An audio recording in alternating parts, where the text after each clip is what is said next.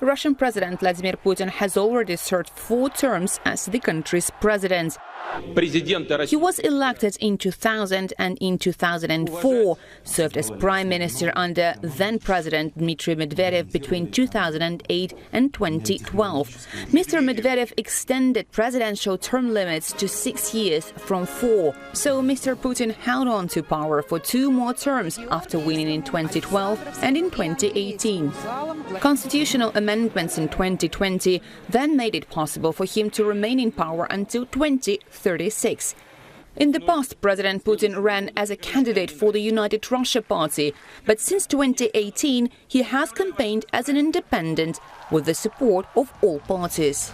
Да, то есть, на мой взгляд, это индикатор того, что президент объединяющая фигура для всех граждан России, с одной стороны, а с другой стороны он все равно имеет поддержку партии, которая, соответственно, в рамках президентской кампании на всех этапах его поддерживала, участвовала в сборе подписей, в других агитационных мероприятиях и будет дальше участвовать в реализации послания президента и в дальнейших инициативах, уже которые будут приниматься в перспективе в будущем.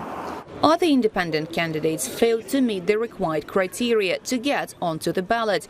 They say it exposes faults in the electoral system. With only 4 names on the ballot, the list for the 2024 presidential election is the shortest in Russia's modern history.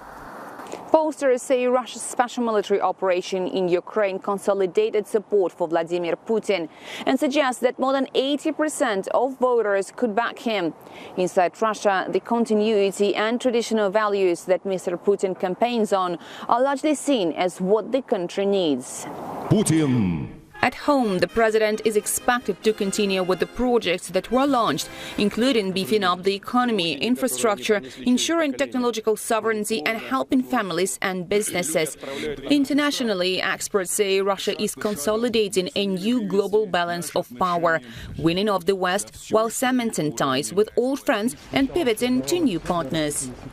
We can observe a lot of Russia's activities in places like Africa and Middle East and even Latin America.